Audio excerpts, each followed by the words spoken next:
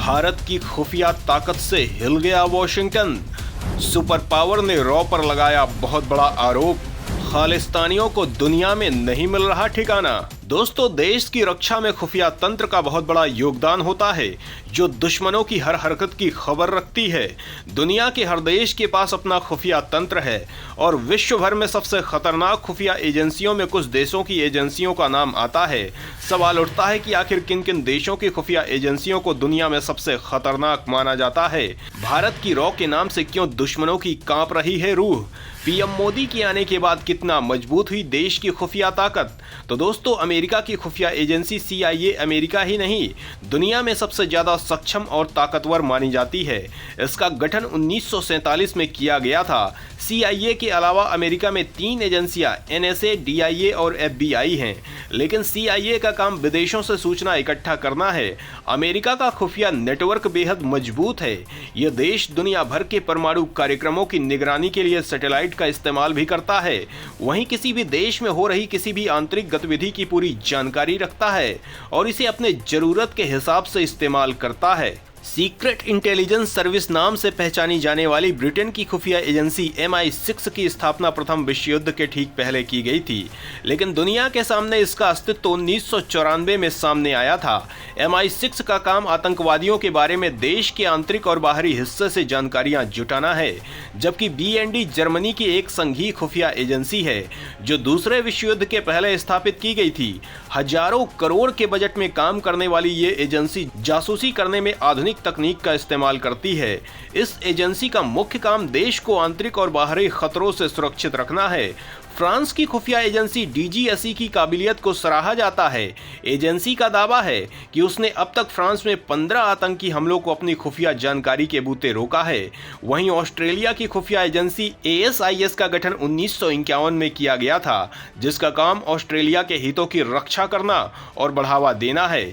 ASIS का काम इसके लिए विदेशों से जरूरी सूचना एकत्र करना है। वहीं MSS ministry of state security चीन की सबसे बड़ी खुफिया एजेंसी है, जिसका मुख्यालय चीन के गृह मंत्रालय के पास है। इसका काम भी बाकी देशों की खुफिया एजेंसी की तरह है, लेकिन यह देश को राजनीतिक रूप से सुरक्षित रखने के लिए काम करती है। इसकी स्थापना 1937 में हुई थी। 1949 में चीन की कम्युनिस्ट पार्टी ने इसका पुनर्गठन किया था। सुरक्षा के मामले में सबसे आगे माना जाने वाला देश इजराइल की खुफिया एजेंसी मोसाद भी बेहद मजबूत है, जो दुनिया की सबसे ज्यादा सक्षम खुफिया एजेंसी है।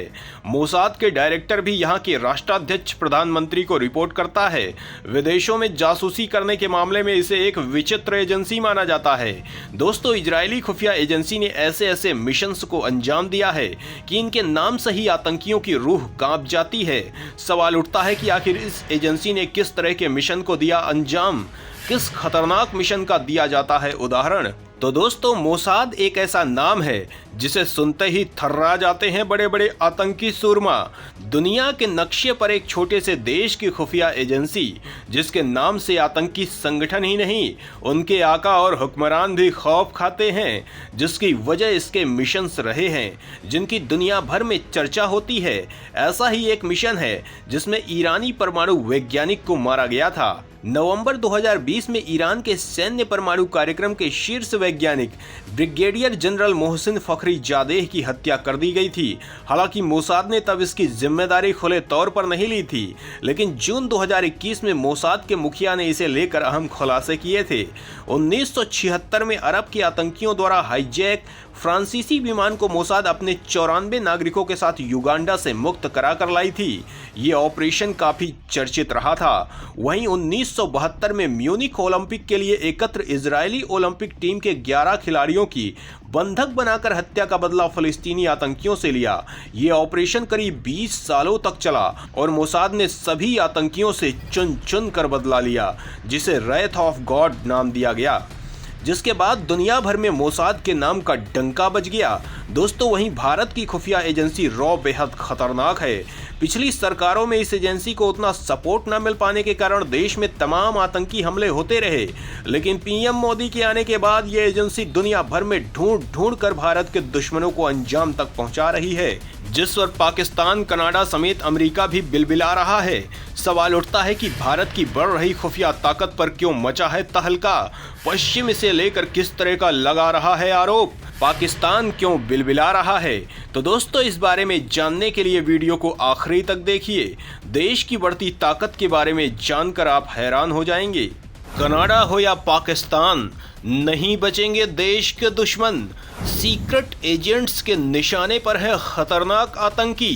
पड़ोसी देश में दहशतगर्दों को भेजा जा रहा जहन्नुम।